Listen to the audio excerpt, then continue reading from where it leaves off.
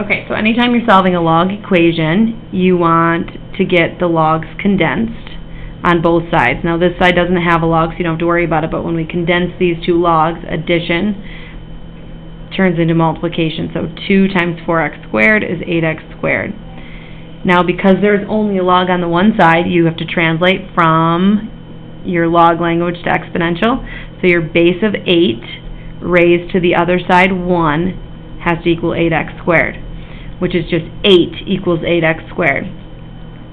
So this is just a quadratic, but an easier quadratic because we can just get x all by itself. So we divide both sides by 8, so x squared equals 1, and then square root both sides, so x equals plus or minus 1.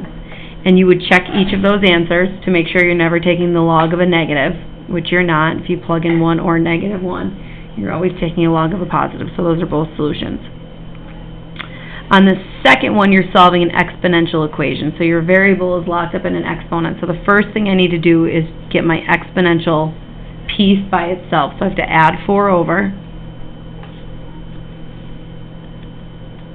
and then divide this coefficient of 6 over.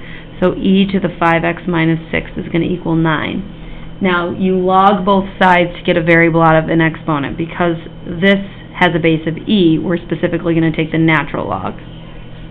So that will cancel. So 5x minus 6 equals the natural log of 9. Now I can figure out that decimal now, or I can just wait to the very end. Where I have to solve for x, I have to add 6 over to both sides, and then divide by 5. So I would just type this into my calculator. So x equals the natural log of 9, and that's all we want to take the natural log of. Then we want to add 6, get that answer, then we want to divide by 5.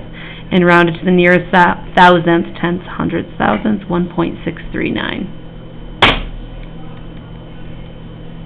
Okay. On number 3, when you're solving a rational equation, you want to get a common denominator all the way across. And you want to see what factors they already have in common, and then see which factors each denominator is missing, which first requires factoring this last denominator to see what factors it already has, and this is the same as x plus 3 and x minus 4. And then you can just cross that out. So of your 3 denominators, 2 of them already have an x plus 3. So your middle one needs an x plus 3. And then one of them has an x minus 4, another one has a 4 minus x, and the third one has no version of that. But x minus 4 and 4 minus x are pretty much the same thing. We can just switch the order of this by negating it. So if we flip the sign of this from the minus to a plus, that'll change that 4 minus x into an x minus 4. And so now x plus 3x minus 4, x plus 3x minus 4, and this x plus 3 needs an x minus 4. And then all the denominators are the same, so we can drop them, drop them, drop them. So from our numerators, we're solving the equation 2 times x minus 4 plus 3 times x plus 3 equals 2x minus 2, and this is what we solve. So distributing, combining like terms, and then subtracting your 2x over to get rid of that, subtract your 1 over to get rid of that. So we have 3x equals negative 3, and then x equals negative 1.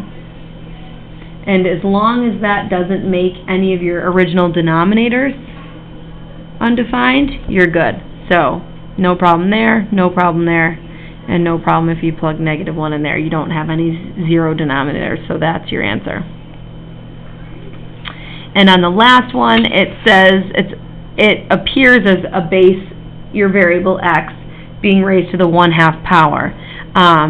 But we have no rules for that kind of format. We have rules for how to solve radical equations, which is what this is. Because if you're raising something to the 1/2 power, you're taking the square root of it. So if you turn it into that radical equation first, now the rule for solving radical equations is to get the radical all by itself and then square both sides. So I would subtract 5 from both sides to get the radical all by itself.